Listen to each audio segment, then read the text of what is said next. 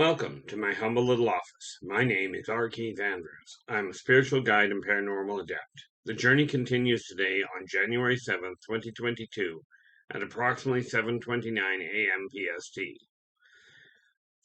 Welcome once again. Now, I was sent back here. I returned to this life for one primary purpose.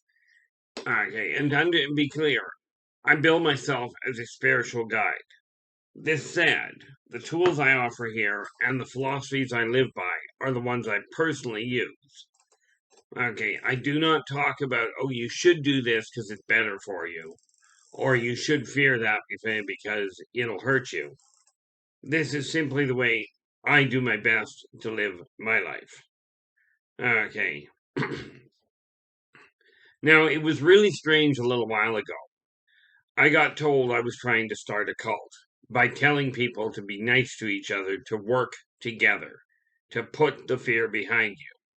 Well, I got thinking about it. It really bothered me because I do not like the idea of a cult.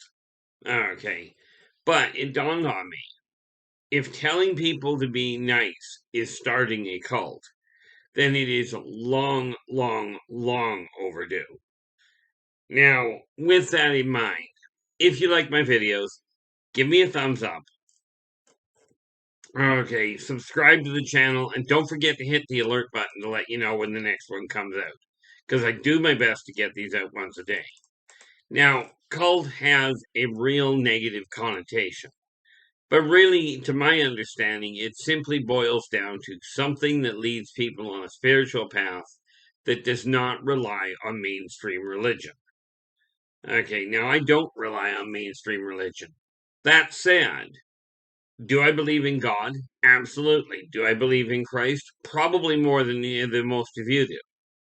Okay, and there's a lot of reasons for that. But when I'm talking about getting and working together, I mean, take your religion, keep your religion how you want. If you desire to worship, worship God, worship Allah, worship Shiva, there's so many different names. Maybe you're one of these people that worships Gaia. Okay, now, who you know is Gaia, also known as Mother Earth. Okay, I know. I was introduced to her as Itza.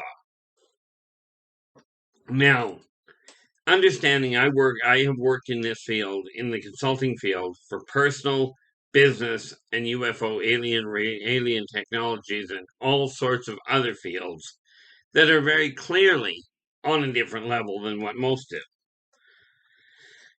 Okay, but that said, they are all part and parcel of the same thing.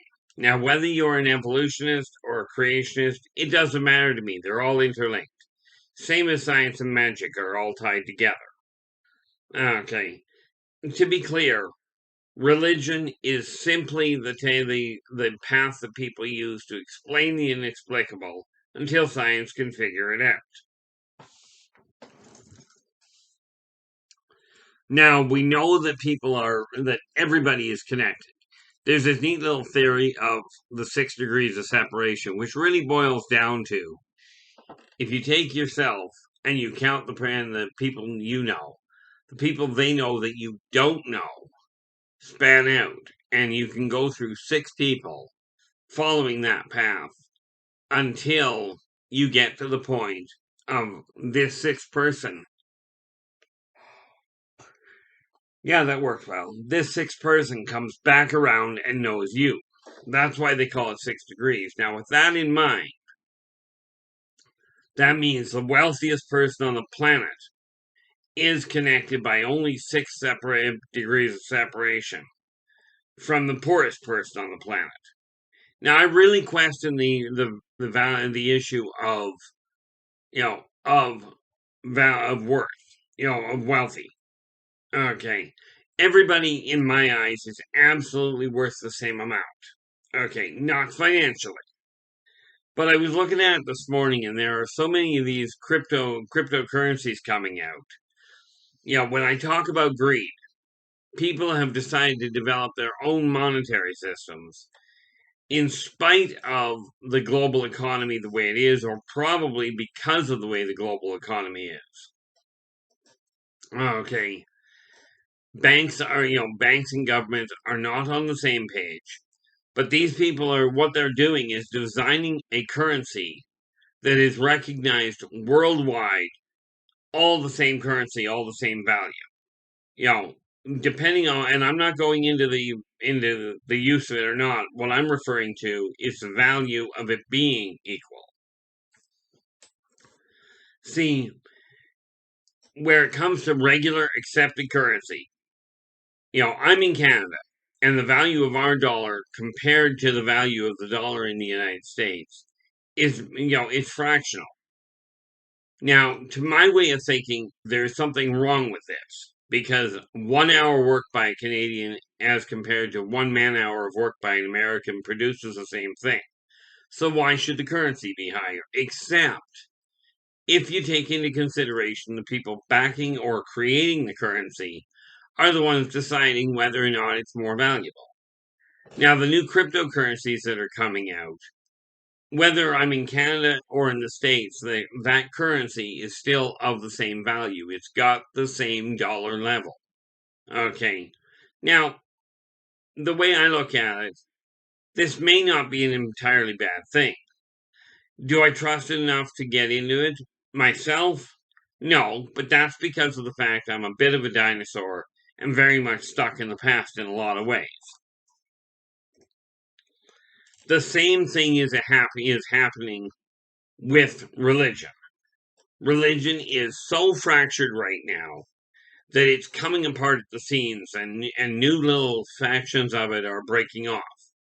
Okay, all of a sudden you're going, yeah, I believe in God, but there's this one little quirk that I don't accept. Okay, so we're going to build a new religion. We'll call it a new denomination. Right. And I'm going to build a new one. I'm going to start talking about that. Well, for me, I'm not telling you who you should worship, but I will tell you this. From my experience with dealing some of the peoples that I've dealt with over the years and over the centuries, and yes, I remember past lives, so I do talk in terms of centuries, even though chronologically this lifetime I'm only 58. Okay, but I've dealt with people, and you can take this how you will. I've dealt with people that are literally, in human terms, they are centuries old. Okay, some of the millennia.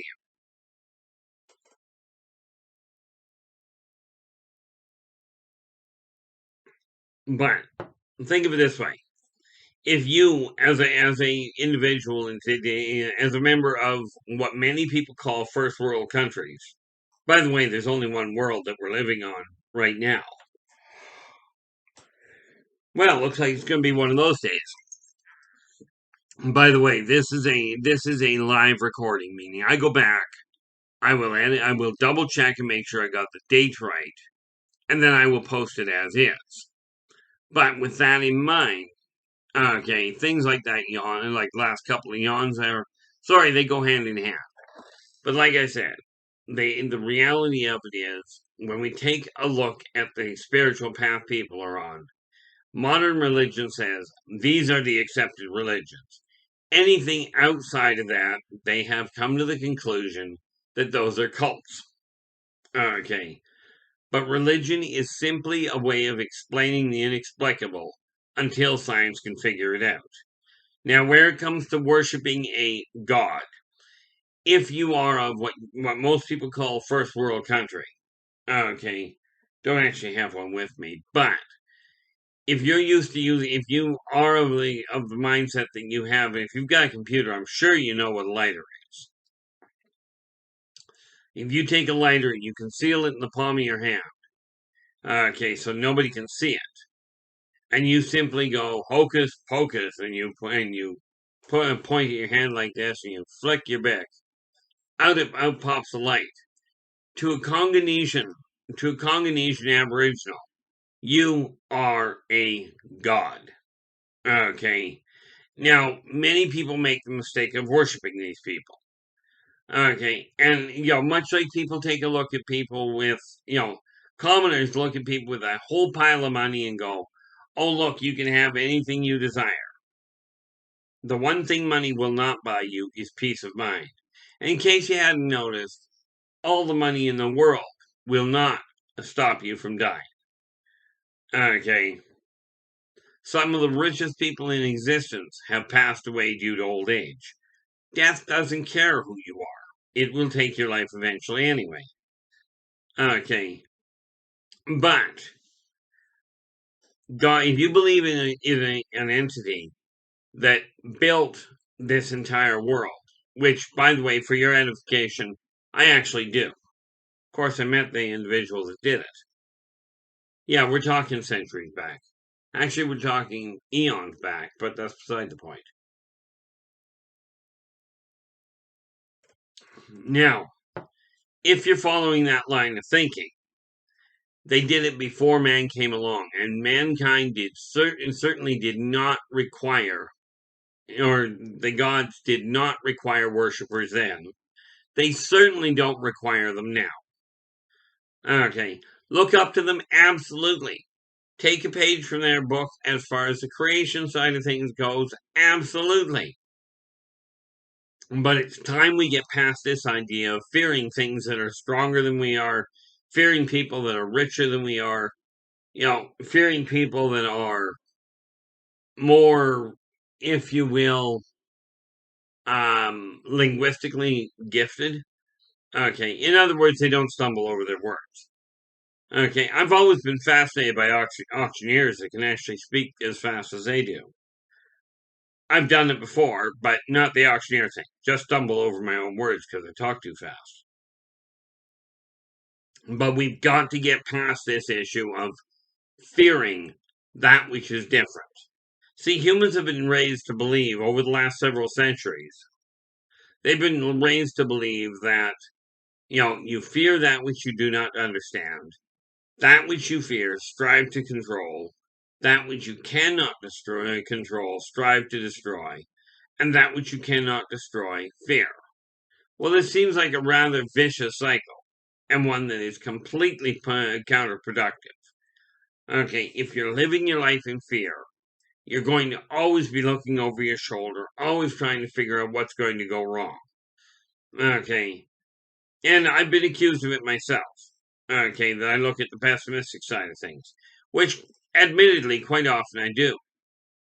And I can sort of justify it by looking at it and going, well, I remember watching the Roman Empire collapse. I remember sitting in the Senate and telling them if they keep treating the people like garbage and they keep treating their friends like gold, they're going to have a problem. I warned them in one lifetime. I spent 50 years sitting in the Senate. Okay, telling these people they had to treat the people that weren't in the Senate and the people that weren't behind the money. They had to start treating the people that were doing the work better. They could not continue driving them the way they were. Because I told them, if you do, there will be a revolt. Well, net result was the Roman Empire collapsed because they wouldn't listen. And that doesn't mean I've got all the answers. I know the system is an absolute shambles. Okay. Religion is leading people down a path of fear. Education is leading people down a path of, quite frankly, stupidity. When you're pushing people out of an educational facility and they still cannot do basic math, they still cannot read basic English or whatever language you speak. Okay, you still cannot read simply. Okay, and you're being told you're graduating. That is debilitating society. Net result, we have all these people in today's world focused on immediate gratification. Okay, and this has gotten absolutely to stupid proportions. I mean, you think about it. People were always have been concerned about weight for centuries. Okay, but now they've got it down. Instead, it used to be exercise, eat reasonably, eat a balanced meal, and don't eat more than what you're burning off. This is what it used to be. Now it's, here's a new pill, it'll drop 40 pounds in a month. Well, this is absolutely insane. Your body doesn't have the time to adjust to it. Okay. But oh my gosh, I can drop all this weight with no effort, sitting, watching TV, and drinking beer. Okay, this is great. But the damage it does to your body that they don't tell you about is where the problem is. Okay, so we're getting people that are moving less, are thinking less. You look at the games that are out. We used to play tabletop games where people had to think. Okay. Now, many of them I didn't take to. Okay. Of course, I'm a bit of an oddball. But lots of people, when I was growing up, used to spend hours playing Monopoly, playing Risk. Now, Risk, if you don't know what that is, it's basically global conquest. Okay. But it's built on a tabletop. No people are physically hurt. Okay. There was a variation on it built. I don't know which one got built first. I suspect Diplomacy got built first. You may recognize the name. It was the same type of game, but a little bit more complicated and a little bit more realistic in my eyes. Now, with that in mind, society has gone to the point of I want everything now. I don't desire to do the work for it, I just desire it handed to me. Okay, and this has led to what we're dealing with right now. Everybody is looking for an instant cure. Okay, an instant cure for whatever. And illness doesn't work that way.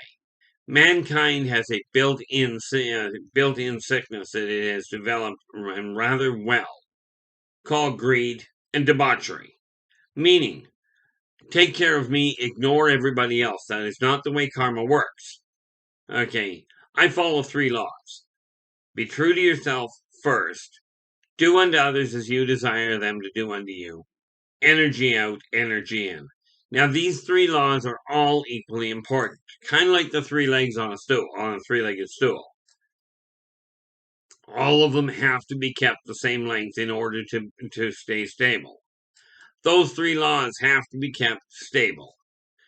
Okay, but they're all absolutely imperative. And when I take a look at the different laws that people are following, civil laws, as in what's in the law books, spiritual laws, as in what is being taught in the churches, in the temples, in the covens, okay, and natural laws, the way nature itself works. All of these laws fall into those 3 I was just talking about. Okay, now if you know of a law that doesn't fit in those 3, absolutely, please drop me a line at the comments below. I would love to know about it. Okay, because I'm looking for that one piece that derails the whole thing. As was told to me, when you've got a chunk of information and all circumstantial evidence points to that answer, go with the answer. But keep an eye open for that one piece of information that derails it. Now, the sad part is that, or maybe it's not sad, I don't know. Thus far, I have not found one piece of evidence to pull away from those 3 laws. Not a one. Am I still looking for it? Absolutely. Okay, I've got memories of my past lives that other people have recognized. And with a couple of them in particular, I went to a very logic based individual and said, look, here's all the evidence. Don't tell me if I'm right. Don't tell me whether or not this is real. I just need you to look at it. I just require you to take a look at it logically. And this person dealt with logic far better than they dealt with. They relied on logic far more than emotion. I said, all I need to know, all I'm asking is what do I do with this information? Pretend it's real. Here's the evidence I've got for it. Well, when all was said and done, 3 hours later, okay, 3 hours later, I says, okay, that's the gist of it. What do I do with it? And the individual looks at me and goes, we're talking about past life memories. I says, yeah. He says, well, in today's world, there is no way you're going to get physical proof. So all you're dealing with is circumstantial evidence. Okay, and that's circumstantial evidence. That's the same thing that police use in lieu of evidence. Everything points that direction. So that's what we're looking at. The individual goes, with that in mind, take a look at that past life you're referring to and go, okay, that's real. Live your life as though that is the reality behind it. Okay, but, he says, keep an eye open for that one piece of information that derails the whole 9 yards, because it may or may not exist. But until that time, live your life, live your life as though that is real. Well, that is part of what led me here. Okay, that's part of what led me to doing these videos, was the fact that that is what I was sent back here to do. Okay, that's what I agreed to come back and do. And that is pass on this message that working together, we can make this a better world for most people. See, mankind has gotten really badly off track. Let's fear everybody that is not identical to us. Okay, now it hasn't gotten quite to the extent that it could. So far, people are ignoring hair color when they're talking about religious affiliation. They worry about skin color, they worry about geographic location, right? And they worry about linguistics. Thus far, they're not worrying about hair color and eye color. But you can bet your bottom dollar, in the past, they actually had that problem. Okay. In the past, if you were left-handed, that was considered a mark of the devil. Okay. Bad news. The devil's ambidextrous. He uses both hands equally well.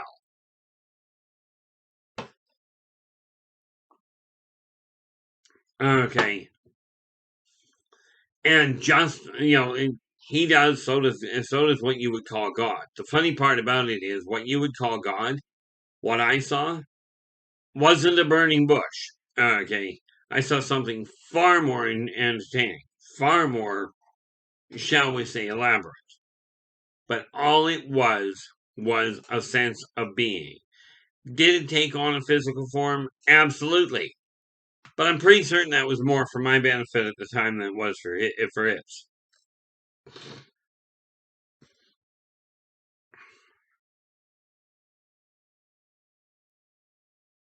Now, the reality of it is, you have a choice. You can continue living in fear. You can continue fearing everything around you. One day death is going to catch up with you, and death doesn't pay any attention to who or what you are. That is a mechanism designed for energy recalibration. Okay, your body passes away, your soul will continue on. Okay, now you don't have to believe me for that one. You'll figure it out eventually. Okay, which is quite often what happens with a lot of what I've seen happen. I'll spot something, and people go, "You're completely out of your mind." And 30 years later, they go, "Oh my gosh, he wasn't." Okay, so I'm not worried about it. You can believe me, don't believe me. Check your own facts. The reason I talk about death the way I do is I've been there. Okay, been there, done that. 5 years old, I walked out of the morgue. They diagnosed me dead, told me, said, "You're dead, you go to the morgue." And that's where they shipped me. And I'll tell you, from what I gather, it takes a long time to get to the morgue. In my case, they got me in there. I never got into a drawer. I was on a table. But I got up, I woke up and went, "Oh," and I left. Apparently, I didn't agree with their diagnosis. But death itself, death, decay, cellular breakdown does happen over time. Now, the funny thing about time is you can move forward in time, but you cannot go back. Okay. It just doesn't work that way. Scientists have been trying to figure out how to go back in time. Well, I'll tell you, from the length of time I've been doing this, good luck with that. You can jump forward. And what we have to do is, okay, there is no way of altering the path that has brought you to the point you're at. But there is a way of changing the direction, the energy, and your life is going now. The catch is, you've got two paths to go. You can go down the path of love, down the path of hope and creative evolution, or you can go down the path of fear, anxiety, and stagnation. It's your call. Okay. The way the world is right now, we're caught in a whirlpool. And for the moment, there are a few people that are striving desperately to get out of that whirlpool. Okay. Meanwhile, everybody else is drowning in it. And if you know anything about people that are drowning, they will hang on to whoever they can get a hold of and try and pull. It's not they're trying to pull the person under. It's they're trying to pull themselves out. Okay. So there are a few of us that are striving very diligently to pull ourselves out of that whirlpool of fear, of anxiety, of self-deprivation, using things like immediate gratification as a way to do that. That's what's causing the problem. Now, correction. Immediate gratification is what's drawing a lot of people into that whirlpool. It's easier to go for immediate gratification and forget about everything else than it is to drag yourself out of the whirlpool. Okay. And yes, there are times, like much as I am striving to myself to do that, there are times I get caught up in the negative side and get pulled back in. And it does get tiring after a while. The greater majority of you, undoubtedly, what's happening is you've gotten caught in this whirlpool of fear and debauchery. You've been caught in this thing and distracted by immediate gratification and all the sweet things, candies like as in Hansel and Gretel and the candy, the candy house. You've been distracted and you're being pulled into this whirlpool. Now, take a look at the way ants work. They are single-minded. They desire to get across a river. They will grab onto each other, and they'll work their way out. But they work together. And, when you take a look at them, many people die. Many of the ants will die while they're trying to ford a river or a stream. Okay. Many of them will die. But eventually what they do is they work their way across, helping each other, holding on to each other, and working their way across until they get to the other side. Okay, this is the same thing that we've got to do. Now, I can see this clear as day. Clear as day. I'm hoping I'm getting this across. Okay, because the reality is that working together, we can make this a better world for virtually everyone. And I'm asking you, quite frankly, to join me on this journey, to work with me to help pull people out of this whirlpool of fear and back onto shore where it's going to take work, but where we can rebuild society and get it working properly. With that in mind, I'm going to bring this to a close, but I will be back again tomorrow. Until then, take care of yourselves and each other, and for pity's sakes, stay positive.